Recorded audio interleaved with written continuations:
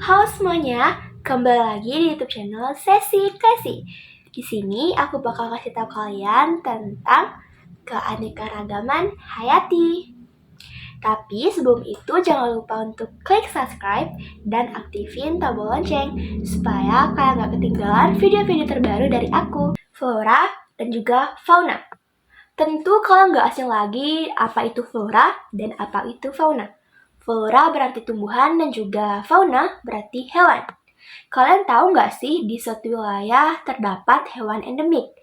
Hewan endemik merupakan hewan yang hanya dapat ditemukan di daerah tersebut. Atau bisa dibilang ikon dari wilayah tersebut. Nah, adapun faktor-faktor yang mempengaruhi persebaran flora dan fauna. Pertama, yaitu iklim. Nah, di iklim ini kita dibagi lagi nih. Yang pertama yaitu ada suhu atau temperatur udara. Tentu, suhu di suatu wilayah dengan wilayah yang lain berbeda-beda. Nah, tumbuhan memerlukan kadar atau toleransi suhu yang berbeda-beda. Kita ambil contoh, pohon kelapa yang hidup di suhu yang beriklim tropis, sedangkan penguin yang hidup di wilayah yang beriklim dingin. Jika kita balikkan posisi, jika kita taruh pohon kelapa di iklim yang dingin dan juga penguin yang di iklim kita taruh di iklim yang panas atau tropis, kira-kira gimana? Mereka nggak akan bisa menyesuaikan diri atau mereka bisa mati. Itu faktor iklim. Yang kedua yaitu ada faktor kelembapan udara. Di kelembapan udara kita bagi lagi menjadi 4, yaitu pertama ada Xeropta, yang kedua ada Mesopta, yang ketiga ada Hygropta, dan yang keempat ada Tropopta. Xeropta merupakan tumbuhan yang hidup di lingkungan yang kering atau panas. Contohnya yaitu kaktus atau tumbuhan-tumbuhan yang berduri.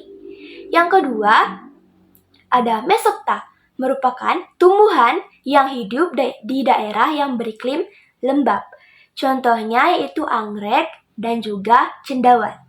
Yang ketiga, Hygropta merupakan tumbuhan yang hidup di daerah yang basah. Contohnya eceng gondok dan juga teratai. Yang terakhir ada Tropopta, merupakan tumbuhan yang hidup dengan sesuai dengan musim. Jika musim panas, dia akan menggugurkan daunnya. Jika musim hujan, maka daunnya akan bertumbuh atau berbuah lebat dan hijau. Yang ketiga ada angin. Sebagian besar tumbuhan dibantu penyerbukannya oleh angin, yaitu padi. Proses penyerbukannya bernama anemogami dan proses penyebarannya bernama anemokuri. Setelah itu ada curah hujan. Curah hujan di wilayah berbeda-beda. Contohnya, wilayah yang dekat pantai dan jauh dari pegunungan memiliki curah hujan yang tinggi. Sedangkan wilayah yang jauh dari pantai dan dekat dari pegunungan akan mengalami atau mendapatkan curah hujan yang rendah. Itu ada kondisi fisik muka bumi. Relief merupakan tinggi rendahnya muka bumi. Jika suatu wilayah memiliki ketinggian yang tinggi, maka suhu udara akan rendah.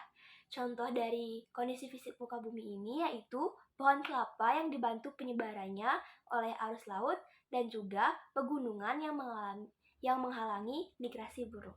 Selanjutnya ada adaptasi.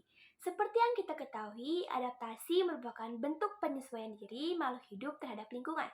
Nah, di adaptasi kini dibedakan menjadi 3. Pertama yaitu ada adaptasi morfologi, yang kedua ada adaptasi fisiologi, dan yang terakhir ada adaptasi tingkah laku. Pertama, adaptasi morfologi.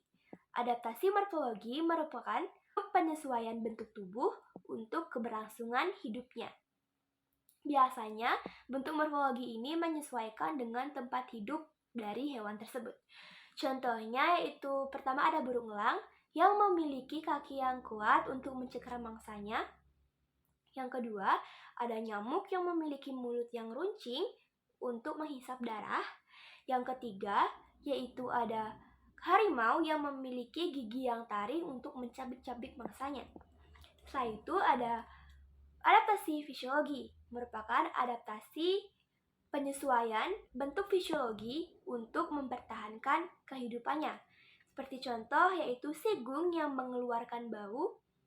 Yang kedua ada cumi-cumi mengeluarkan tintanya. Dan kemudian ular yang mengeluarkan bisanya.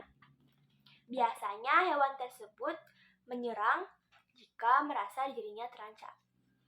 Selanjutnya yaitu adaptasi tingkah laku, merupakan adaptasi yang sesuai dengan tingkah laku.